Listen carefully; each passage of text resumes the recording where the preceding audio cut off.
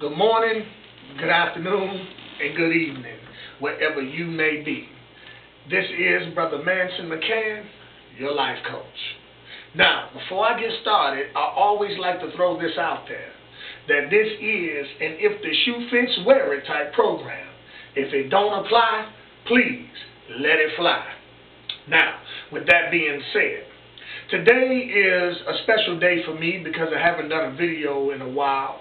And I also want to give the condolences to the Nelson Mandela family or anybody who had anything to do with that man personally, because he's a great man. What he's done in South Africa, he's committed his life.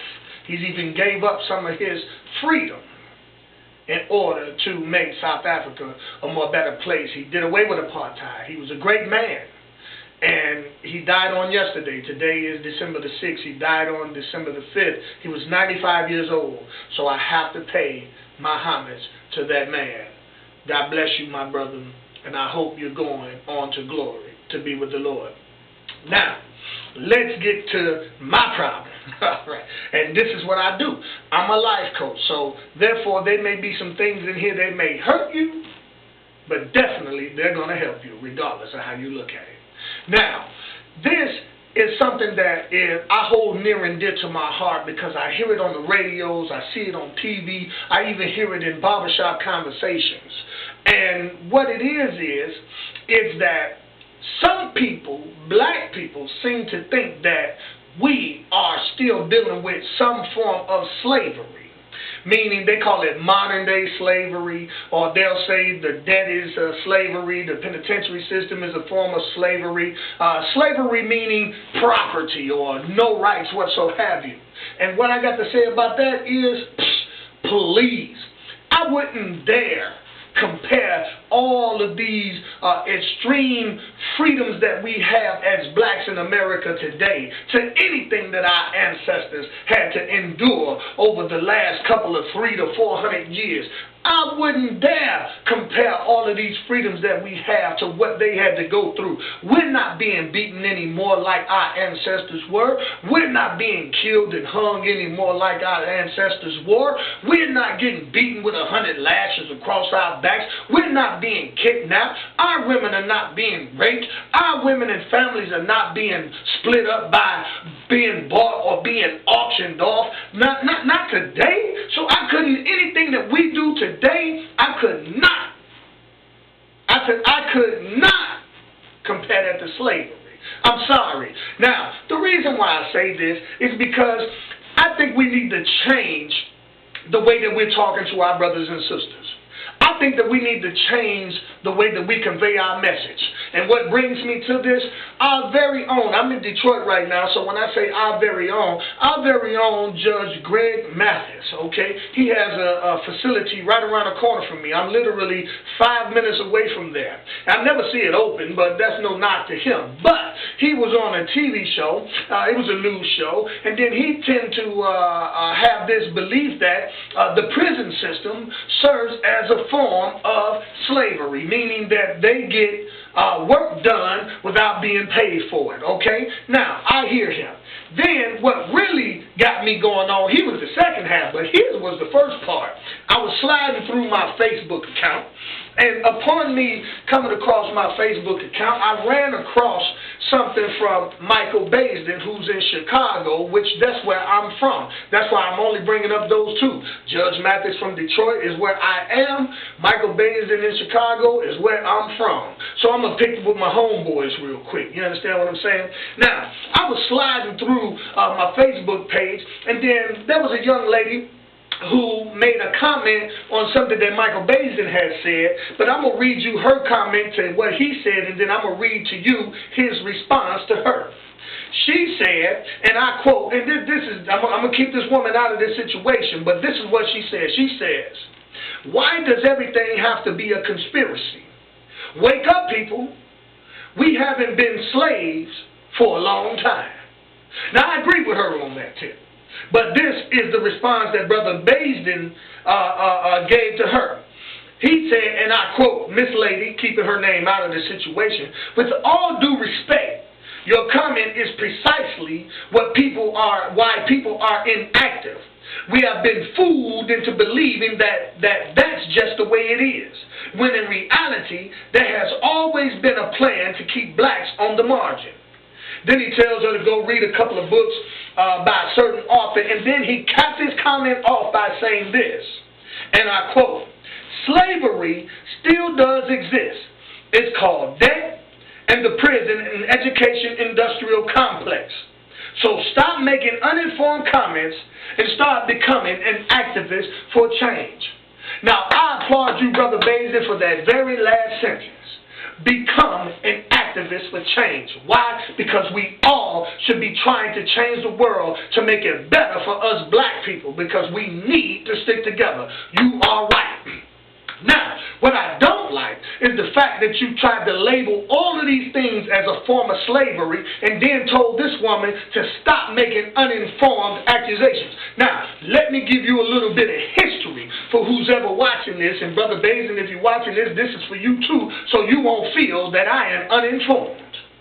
Slavery, the way that we think about it is, we think that Americans just went over there and mobbed Africa and just took her and snatched us all up and brought us over here. No.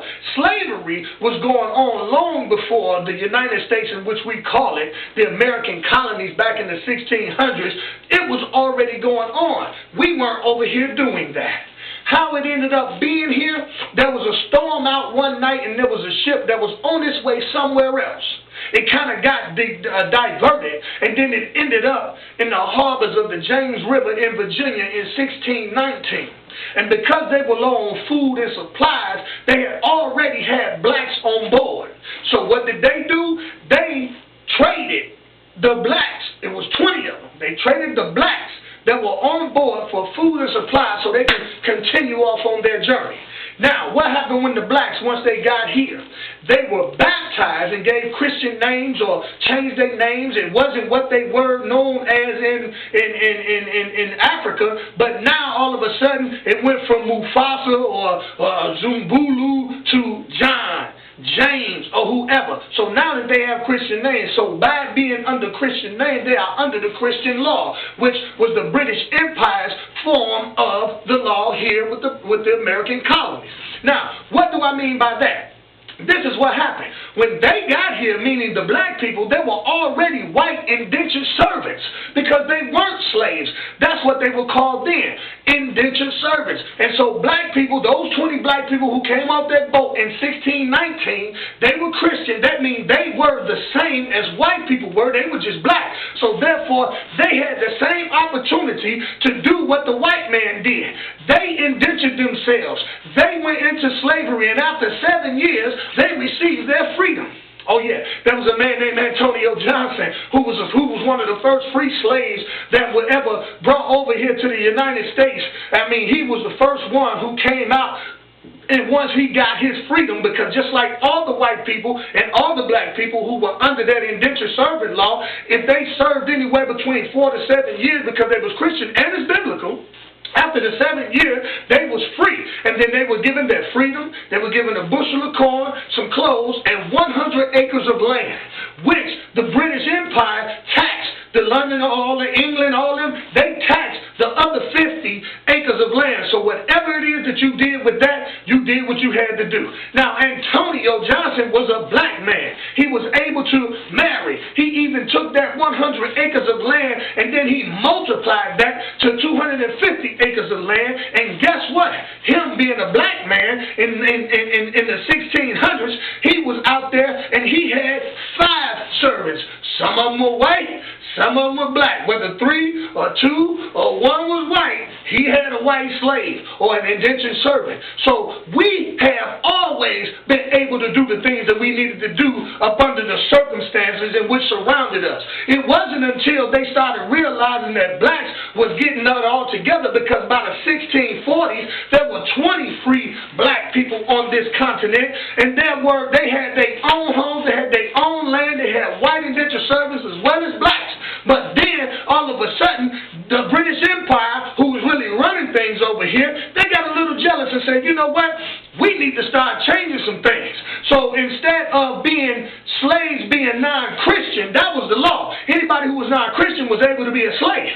Now, who was going to be slaves? They changed it from non-Christian to non-whites. So therefore, we were headed for a world of trouble from that point on. And ever since then, when they changed the rule from being non-Christian to non-white, Africa was blown up. Then they started rolling over there to Africa, picking up slaves by the droves and stuff like that. Then you start looking at the movies like I'm a Star and all that old good stuff. It wasn't like that in the beginning because America never shot over there to Africa to go get the people. They showed up over here. Now, once they started realizing that we can get all of this old good stuff because Negroes didn't have no say-so when they changed the law, so there you go. You had it. And then the rest is history. We know slaves, the chains, the whips, all that, the shackles and everything like that. When we come up, the Roots movies and all of those good stuff, yes, that happened. That's why I say you cannot put anything that we have today as a luxury on anything that our mothers and fathers and our ancestors had to go through back then and there. What they were martyrs for our lives to this day. They was the ones who set the tone. They never gave up. You know how many people that were killed and hung and shot and died because they never, once they realized what was going on, they tried to get on up out of there. But what do? We sit around and then we look and start pointing the blame. Now, let's get back to the thing at hand because I just wanted to let you know that I was informed on slavery. And this is why I'm so against calling what we have, these luxuries, as modern day slavery. Now, let's go to what Brother Michael Bazin said. He said a form of slavery is debt. Please. Now, how do you accumulate debt? That means that you go get something on a loan, and then you can't pay for it, and now you owe. Now, that's not something that white men throw up on you. That's something that you went out there to go get. You do that. All of this stuff here is self-inflicted. This is nothing that the white man threw out for you. Now, let me back this up a little bit more. Now, because you say that debt, now you call that a little piece of slavery because debt has you paying them for years and years and years and years. So that means that makes you a slave to your creditor. Okay, let's put it this way. Debt is what kind of kicked off the Revolutionary War. Now, how can I say that? Let's go back to the 1700s and all that good stuff with Brother George Washington, who's on our $1 bill, who's the father of this country. Now, he was growing tobacco. Now, what did they do? I told you they were already taxing 50% of the 100 acres that they had, so the more acres that they did have, the more that the British colonies over there, the empire, they were taxing. He was sending tobacco back over there, and it wasn't commanding a good price on the market, so therefore he ended up becoming in debt to the same people who was giving him the protection that he needed to be over here. And within a few years, the entire United States colonies, the 13 colonies or what have you, was in debt to the British Empire. So what did the British Empire do? Say, well, since y'all don't want to pay, we're going to make sure that y'all give us some money. So they passed the Stamp Act. Look up the Stamp Act.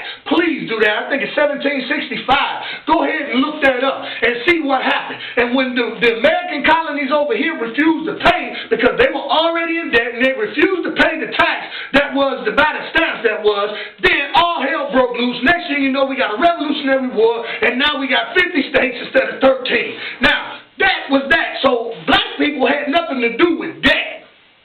So don't say that debt is a form of slavery. That had nothing to do with slavery. Any kind of debt that we have right now is self-inflicted.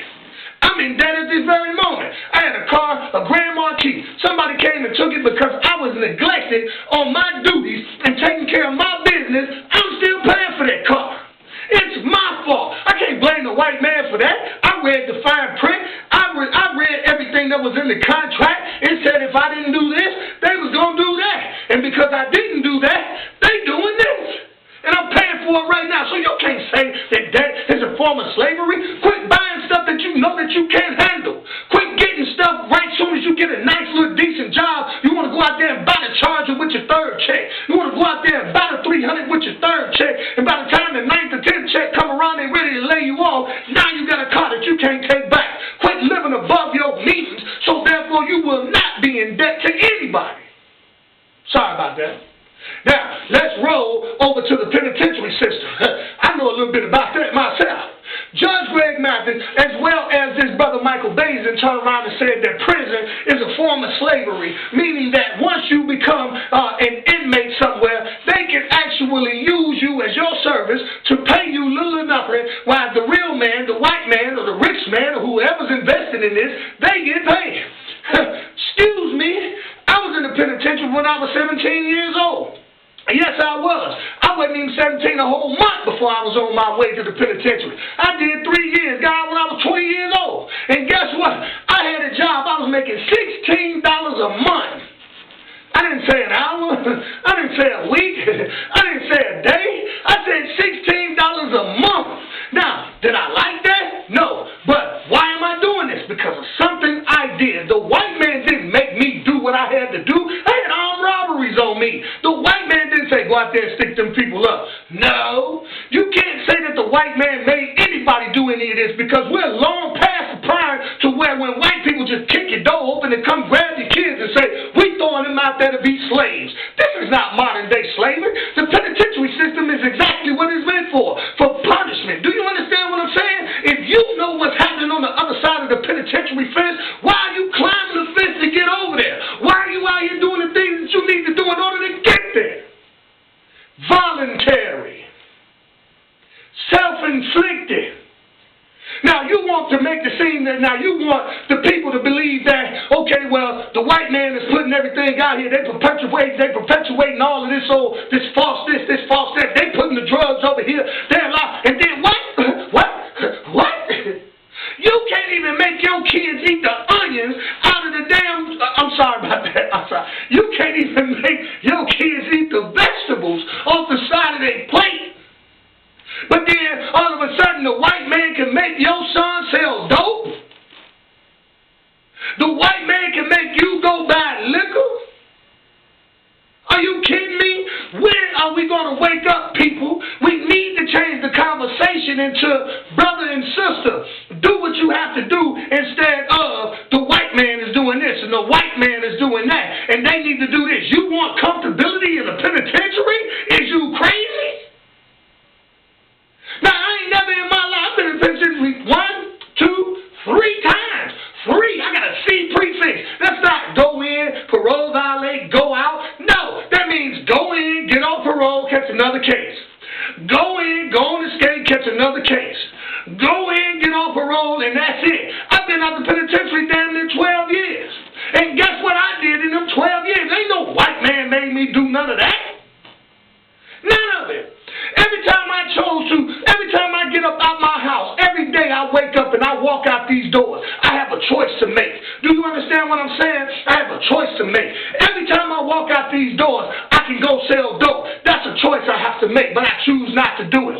Every time I walk out this door, I can choose to go climb in somebody else's window, but that's a choice I have to make, but I don't do it.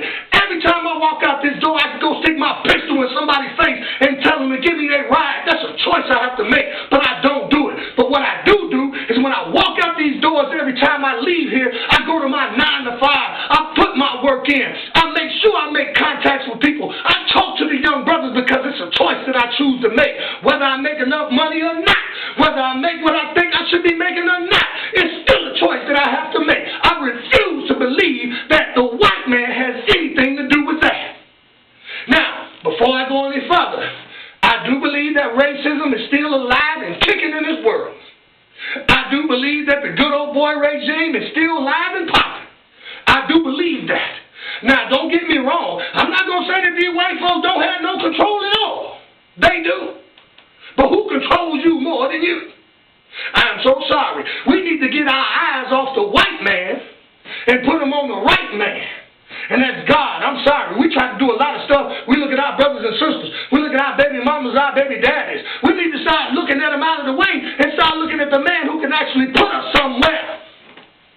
But that's a whole other story. You boys ain't ready for this. You ladies ain't ready for this. I'm about to get spiritual, and I ain't going to do it because I'm going to talk to you the way that you need to be talked to at this very moment. Please, if you don't want to be caught up in the penitentiary system, make a decision. Because I have no qualms about staying here. And if I have to put myself back in the penitentiary, guess what? I have to accept whatever they give me. I don't have to go. You don't. Now, let's jump to the educational system. Now, if you're talking about education as far as terms of being enslaved, as far as the debt is concerned, as far as these loans and stuff that you're getting, then we can throw that part back into the debt. You knew what was going on. You knew the interest rate. We need to start reading a little bit more. But since we're on that, me being a former high school dropout myself, I graduated from William G. Bill Elementary in Chicago, Illinois in 1988. I went to orientation in Inglewood in August. I attended Inglewood High School in September. By October, I was out the back door. That's terrible. I was 14 years old and I made a conscious decision to say, I can't do this no more. It's not because I was dumb and I couldn't read. I'm a very smart young man. I'm smart right now. But it was a choice that I had to make. Now, let's jump back into this education thing real deep. Before any of us even went to school, we were with our parents. Just like your children are now that's getting ready to go to school in this next year, who just started this year. Before they went to school, they were with you. The first time they ever hit school, they were 3-4 years old. So who was supposed to have been their teacher since then? You. So now all of a sudden you rely on one individual to be in the classroom of 20 to 40 people and everybody learning on a different scope. You got people that learn right now, people that get it tomorrow, and people who might get it by Friday if this was Monday and I'm talking. And then you got people who are totally disinterested. Then you got people who got mental issues and we don't know it yet. So you expect for that one individual to train your child and educate your child to a level of knowledge that where they supposed to be geniuses? Are you kidding me? What are you doing?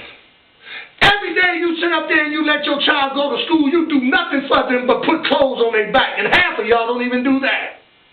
Then when they get home, you won't even help them with their homework. And I ain't talking about trigonometry. I'm talking about 1 plus 1 is 2. 2 plus 2 is 4. Where you at? You in there getting high and turning up, calling them all kind of son of a guns and mother MFers and stuff like that. You're cussing at them and acting all strange and talking about bad about their fathers. And I ain't gonna even get on that. You brothers who walking out of here, leaving your kids by themselves. You ain't being bought away from your child. You walking away. And shame on you mothers who deal with these dudes. I almost got to call them something else. But y'all allow it to happen because you won't do your homework. But that's a whole nother take. But if we back at this education situation, you expect one individual to be with your child 6 to 8 hours a day, 5 days a week. That's 40 hours out of the week. I don't know how many hours it is in a week. Somebody do the math. But I can just about imagine you with your child more than that teacher is. And you won't do nothing to enhance the education. So therefore, if your child ain't getting no education, that child ain't responsible for what they doing between from the kindergarten all the way up to the 8th grade. Some of them leaving in 7th and 8th grade, 6th grade sometimes. The only time they used to do that, leaving school in the 5th and 6th grade, was back in the 30s and 40s when they had to get out there in the field and work to help the family. It's people who didn't retire from Ford and General Motors and Chrysler who didn't even have no more than a 5th grade education. What's your excuse? All y'all want to do is sit up and sell weed, smoke weed, and get high. You need help? Of course we're living in a modern day slavery. We're making the job easier for the white man. The white man ain't got to do nothing. Ain't got to do nothing. Why? Because we tearing ourselves down because of a conversation that we're having. And we want everybody to start pointing at somebody else who ain't even the problem. White man ain't the problem now. He used to be the enemy. We are our own enemies, man. Get it together. And if you don't, you're going to always lack. You're going to always think that something always wrong. You're going to always be able to point the finger at somebody else. Start taking responsibility. When you start pointing your finger, look at this. You see I'm pointing at you? Look at how this thing works. 1 that way, 1, 2, 3 back at me. Who's the problem? Me, myself, and I. Some of y'all don't want it. If you think you want it, I think you don't. Walk up and down 7 Mile and tell me if they want it. Walk up and down 6 Mile and tell me if they want it. Walk up and down Finkel and tell me if they want it. Walk up and down Puritan and tell me if they want it. Walk up and down Schoolcraft and tell me if they want it. Walk up and down Plymouth and tell me if they want it. Walk up and down Chicago and tell me if they want it. Walk up and down Joy Road and tell me if they want it. Walk up and down Warren and tell me if they want it. I think I done covered the whole city from east to west. I don't see it, but if you see something else, why don't you do something? I am an activist of change. LivingBreedMotivations.com, that's me. I'm also an author of I Understand You. I do these coaching videos because I love you and because I want people to start understanding that we have to be accountable for what's going on. I refuse to think that anything that I've done in my life, I've been here 40 years. I refuse to believe that anything that I've ever done was the result of the white man. Everything I've ever done was the result of me. Quit thinking that today is a modern day slavery. It's not. I think it's modern day lazery because we won't get up and do what we're supposed to do. There's nowhere in the world that I can take today and put it on the backs of our mothers and fathers who have been strapped to boards, put in these yokes, beat across the back 100 lashes, pow, pow, pow, pow, skin crawling all across the back, blood about every time we roll, leaking down their backs, crying, hollering, and screaming. I can't call it that way. I can't see it that way. We ought to be ashamed of ourselves to even consider this modern day slavery. I am so sorry. Until we start doing what we're supposed to do, until we start taking full responsibility of our own things, of our own actions, we're going to always be caught in this little problem. We're making the job easy for the white man if you want to bring the white man in it. I love you. And that's it. You ought to love yourself enough to say, you know what, this brother's right. No disrespect to Brother Baisden. No disrespect to Judge Mathis. But this is a guy who's talking about something he knows. Something that he deals with every day that I still have to make a choice on. It's tight out here for me, and it's been tight for a while. But I chose to take my mistakes just like you, Judge Mathis, and turn them into something positive. And we all, I say all, have the ability to do that if we choose to. And if we squander what we have just to live above our means, just to get something that we think we need right now, then we sadly mistaken ourselves into thinking that we're going to prosper as a people. This is the most I've ever seen us as disconnected with one another in my life. It seems as though when Martin died, there was no one else to step up and take his place. The white man knew what he was doing then. He was like, let me knock off Martin, and these Negroes ain't going to have nothing to do. And we ain't did nothing since but blame the white man. You need to understand what's really going on here. You don't have to go that far to see if anybody want to be responsible for anything. You can just peek over in the next room and see if they want it, your son, your daughter out there. You can even look in the mirror yourself and see if you really want it. If you don't want it, get out the way of those who do. If you do want it, make sure you handle that business. And if you just so happen to fall short, I know how tough it is out here. I know how tough it is to have felonies and need a job. I got 3 felonies, 2 violent, 1 non-violent. But I work at a Christian radio station. Oh, glory to God. I've been there for 5 years. I went back to school. I got my GED when I was in the penitentiary. Scored the highest that they ever seen in the state of Michigan. To this day on the GED test. No one in the state of Michigan penitentiary system has ever scored higher than me on the GED. People will help you when they see you helping yourself. They will break their back to help you if you're serious. No one wants to give good money out to bad. No one wants to be burned in the end. So show yourself worthy of the help that you truly need. Ask for it, and it shall be given. Put God first, He'll add everything else from there. I love you with the love of the Lord. Sorry I got a little hype, but I miss y'all. I'll talk to you later. Goodbye.